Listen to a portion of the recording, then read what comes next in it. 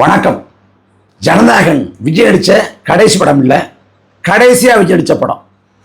இந்த படத்தை தேர்தல் பரப்புரைக்கு ஒரு ஆயுதம் போல பயன்படுத்தலாம் அப்படின்னு விஜய் நினைச்சாரு.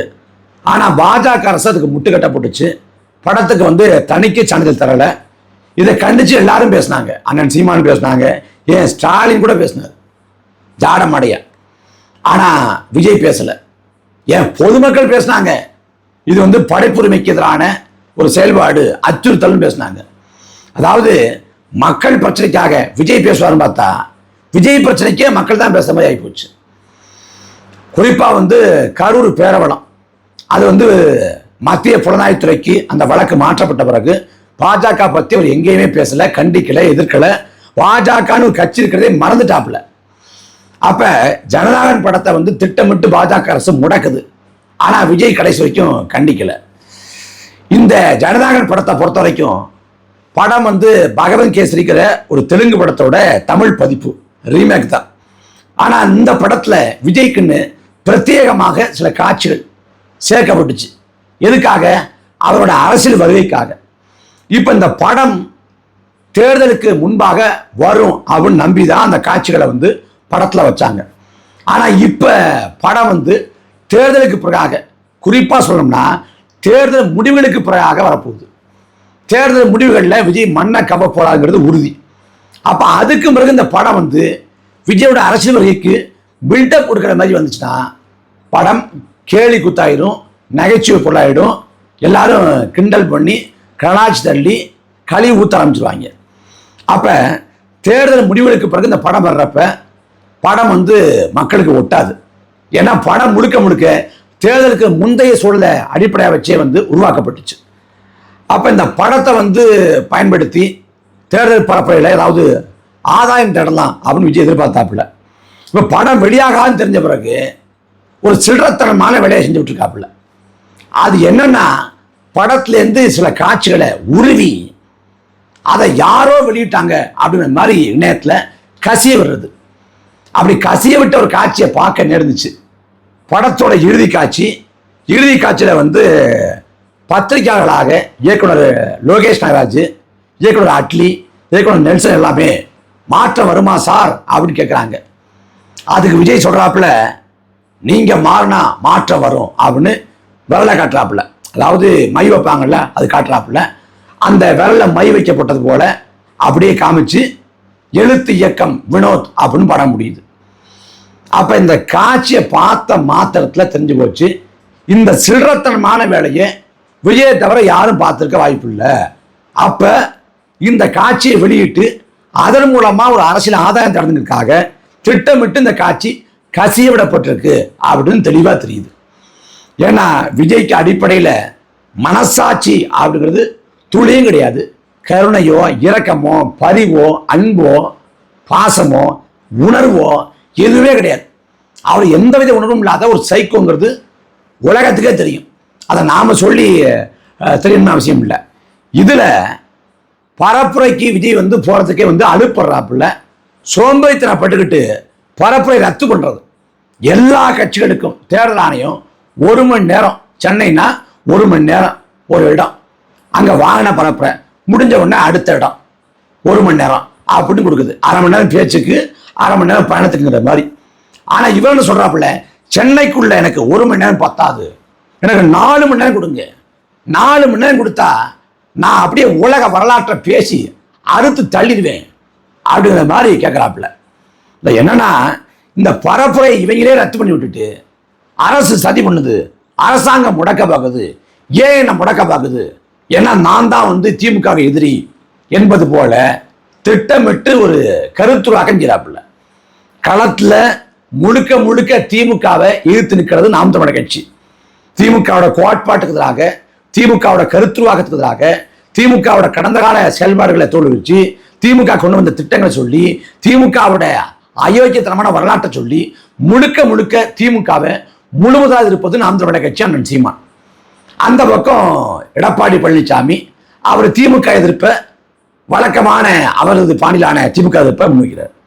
ஆனா இங்க அண்ணன் சீமானுக்கு இல்லாத நெருக்கடி விஜய் கொடுக்கப்படுதான். ஒரு இடத்துல பரப்புரைக்கு அனுமதி மறுத்தா ஒரு நாளைக்கு வந்து 4 இடம் பரப்புரை அப்படின்னு தாவேகா சார்பில் அறிவிக்கப்படுது. ஒரு இடத்துல பரப்புரைக்கு அனுமதி மறுக்கிறாங்க. அப்ப என்ன பண்ணலாம், மீதி 3 இடத்துல பேசலாம். 3 இடத்துல பேசுறப்ப ஒரு இடத்துல அனுமதி மறுத்த விஷயத்தையும் சேர்த்து பேசலாம்.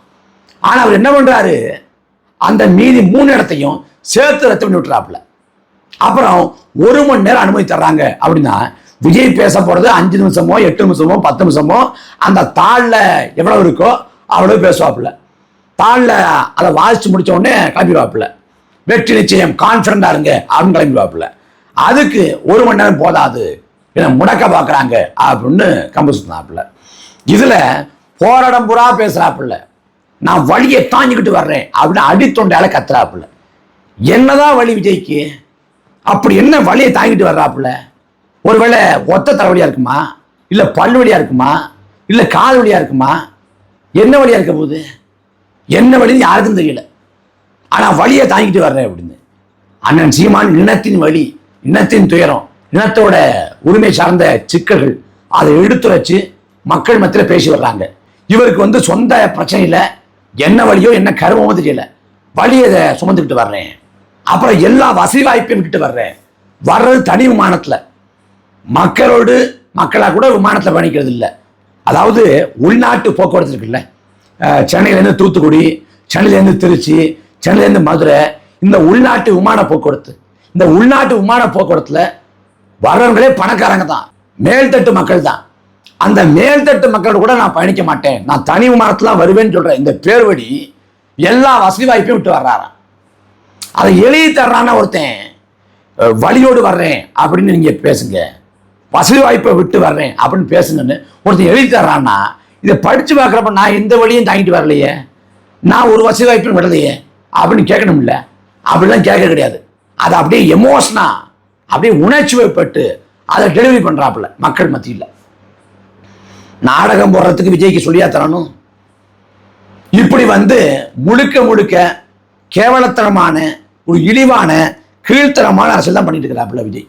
இப்போ கடைசியாக தூத்துக்குடி திருநெல்வேலியில் பரப்புறேன், அங்கே பேசுகிறப்ப விஜயோட விவகாரம் இருக்குல்ல, சங்கீதா வந்து விவகாரத்துக்கு வந்து நீதிமன்றம் போனாங்கல்ல, அதை மறைமுகமாக சொல்லி அதுவும் ஆளும் அரசோட சதி என்பது போல ஒரு கேவலமான ஒரு கருத்துருவாக்கம்.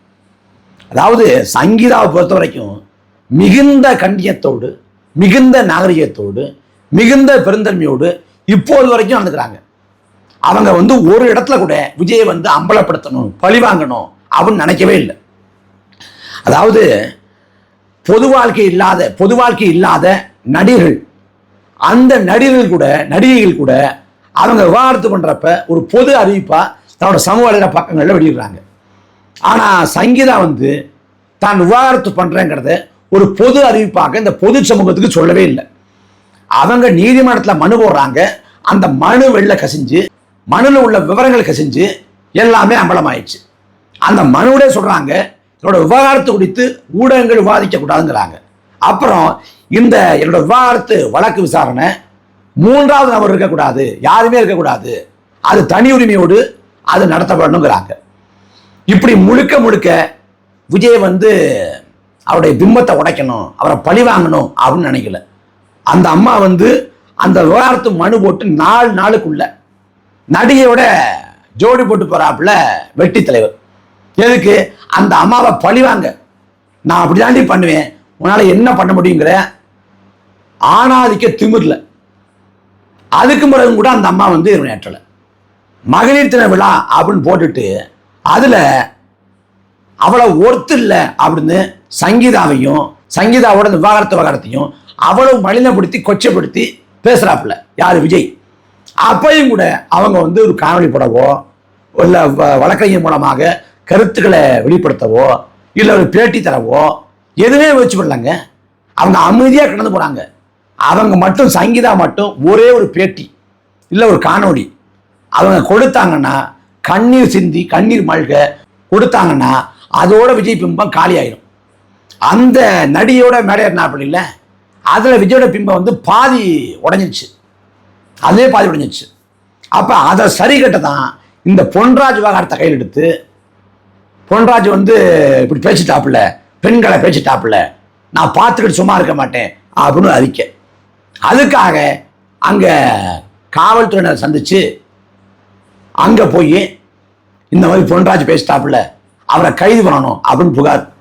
எதுக்குன்னா, இந்த நடிகையோட மேடையில் இருந்ததால உடஞ்ச பிம்பத்தை சரி பண்ண பெண்களுக்கு ஒன்றா பொறுத்துக்கிட்டு இருக்க மாட்டார் விஜய், பொங்கிடுவாப்புல அவன் காட்டுறதுக்கு தான் பொன்ராஜ் அவர்களை வந்து இதில் பயன்படுத்த முயற்சி பண்ணார். இப்படி முழுக்க முழுக்க சில்லறத்தனமான அரசியல். சங்கீதாவை குறி வச்சு தாவேக்காவை சேர்ந்த கேடுகட்ட கும்பல் வந்து ஆபாச அர்ச்சனை பண்ணப்ப விஜயை கடுமையாக இருக்கக்கூடிய நாம் தமிழர் கட்சி ஒரு இடத்துல கூட சங்கீதா குறித்து விமர்சனம் வச்சதில்லை. ஏன் திமுக இறங்கி அவளை கேவலமாக பேசுவாங்க, அசிங்கமாக பேசுவாங்க. திமுகவே கூட சங்கீதாவை பற்றி அவளை இழிவாக பேசலை. ஆனால் தாவேக்காரன் சங்கீதாவை பற்றி இழிவாக பேசுகிறான், கேவலமாக சித்தரிச்சு வந்து புகைப்படங்கள் போட்டான், எல்லாம் பண்ணான். அதை மாதர் சங்கம் கண்டிக்குது. விஜய் தரப்புல அதை கண்டிச்சு, சரி விஜய் கண்டிச்ச வேண்டாம், தாவேக்கா தரப்புல யாராவது கண்டிச்சு இல்லை வலியுறுத்தி கடந்து போகன்னு சொல்லி எதுவும் எந்த அறிக்கையும் வரல. இப்படி முழுக்க முழுக்க சில்லறத்தனமான அரசு. இப்போ வரைக்கும் கரூர் மரணத்தில் தனக்கு சம்மந்தமே இல்லைங்கிற மாதிரியும் என் மேலே பழி போடுறாங்க, பழி போட்டு என்னை வந்து வீழ்த்த துடிச்சாங்க, என்னை மக்களை பிரிக்க முடியாது, மக்களுக்கு ஒன்றுன்னா பின்னங்கால் பிடலில் அடிக்க ஓடிவாப்பில், அப்படிப்பட்ட பயந்தாங்கொழி தொடர் அடங்கி கோலை ஒரு ஓடுகாடி விஜய். அவர் வந்து மக்களுக்கு ஒன்றா வருவாராம். கரூர் விஷயத்தை பேசி இவரை முடக்க பார்த்தாங்களாம். இப்போ வரைக்கும் கரூர் மரணத்தில் வந்து தனக்கு எந்த சம்மந்தமும் இல்லை என்பது போல இந்த ஆள் சொல்ல முயற்சி பண்றான்னா எவ்வளோ அயோக்கியத்தனம். தஞ்சாவூரில் வந்து பரப்புரைக்கு வர்றப்ப விஜயோட வாகனத்தை ஒருத்தன் பின்தொடர்ந்து விபத்துக்குள்ளாயிட்டான். ஒரு தம்பி, அவன் வந்து ரெட்டப்பிறவி, அவனோட சேர்ந்து இன்னொருத்தன் பிறந்தான் ரெட்ட குழந்தை. இந்த தம்பி இறந்து போயிட்டான், விக்னேஷ்னு பேர். அவன் இறந்து போனதுக்கு ஒரு இரங்கல் வைக்கப்படலைங்க.